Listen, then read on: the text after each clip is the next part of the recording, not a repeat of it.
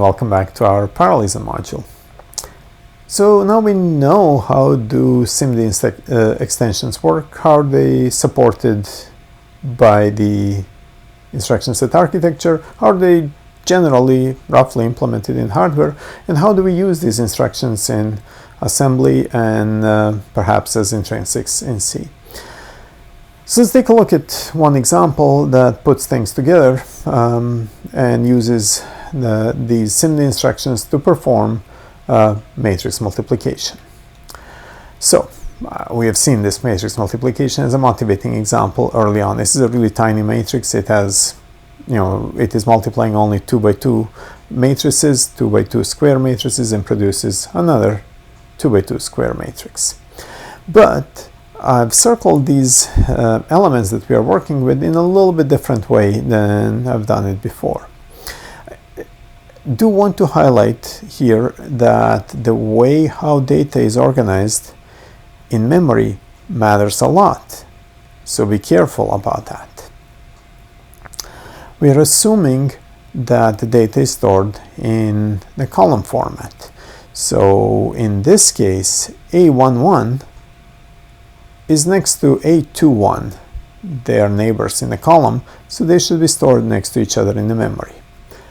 But generally, in a larger matrix, A11 is not going to be next to A12.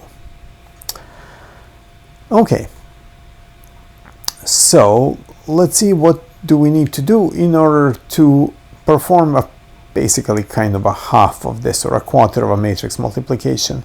We'll use elements A11, A21, 21, and multiply them in B11 to get this first two elements in C11 and C21. That's where the parallelism is going to come from. So when we are doing matrix multiplication, we will first initialize the matrix. So we'll set everything to zeros, and then we are going to be adding these element-wise products to that running sum. So in order to implement what I've just said, we need to do a couple of steps. First, we need to load these operands into the XMM registers. So if A11 and A21 are next to each other, this is they're stored in a column order, they're going to be read in order, and they're going to be stored together as a packed double precision vector. Now there is another instruction that enables us to essentially read the next operand, which by the way are not necessarily stored next to each other, because B11, if your B matrix is also stored in a column order, these two elements, B11 and B12, are not going to be next to each other. So we can read both of those in two separate instructions and make two copies of that. There is a separate instruction, SSC instruction, that does that. So we got things where they are supposed to be. We can go ahead and multiply them. But we're actually going to perform multiply and addition. Typically, these SSC instructions, or different kinds of vector instructions, support something that is called a fused multiply add. So they do multiplication and addition in one instruction. That instruction may take more than one cycle, but it's like one take to do multiply add. So in this case, it is spelled out as mm add, then with the contents over here of a multiple inside of it. So that is essentially these two instructions, one after another. We'll first do parallel multiplication and then do parallel addition in XMM registers. So as a result, in C1 we are going to have A11, B11, and then in the upper part of that register and in the lower part of the register we're going to have A21, B11. Essentially this part over here. And then in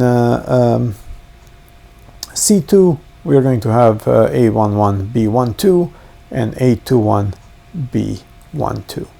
Then we continue, we get the next few elements of this matrix. Register A is going to get loaded with the next elements in the array, so will be the registers B1 and B2. These are all just XMM registers, and we turn the crank one more time and we are done. Our registers, destination registers C1 and C2, contain 4 elements of our double precision result matrix. And that is it. That's essentially what is the, how we can use these SIMD instructions to perform matrix multiplication multiple elements at a time. The code is shown here. I'm not going to walk through it. It is reasonably straightforward. It is shown as an example of using intrinsics in the C code. So what you'll find out here is a mix of standard C code with the intrinsics declarations and then intrinsic instructions. And that's it. It's a relatively quick code. It is worth walking through it and understanding exactly how does it implement what I've shown in the previous few slides. We're almost ready to wrap up our discussion about the SIMD architectures and their role in parallelism. First, I want to make a quick remark about RISC-V. We've been talking about RISC-V so far, but we had to switch over to Intel x86 extensions for this module. Why is that? Well, there are RISC-V vector extension. There is a RISC-V vector extension that is in development. It is still in the draft. It is almost ready to go prime time. But we can't have any hardware. There is no hardware that supports it, so we can't have projects and labs and so on. Give it a year or two, and RISC-V vector extensions will be there, and we can do everything in the RISC-V world. For now, we need to patch it up with Intel's x86, AVX, and SSEs. What you'll find out, please, you can take a look, if you like, into the V extension draft. There is a whole bunch of instructions there, assumes 512 wide vectors. In conclusion, we have examined Flynn's taxonomy of parallel architectures, and we have paid attention generally in SIMD and MIMD architectures. And actually what we have learned so far are the SIMD architectures.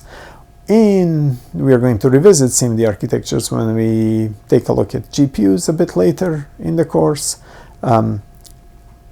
And in the next few segments, we're going to take a look at MIMD instructions. We will also examine how this is implemented in case of Intel's AVX SIMD extension. And we can see that there is one instruction that can fetch, and another instruction will operate on a vector of data, or multiple operands simultaneously. And we have seen how we can use those, how we can directly access those as C intrinsics. That is it. It's time for a break, and we'll continue with how do we work with multiple processors and multiple cores. See you later.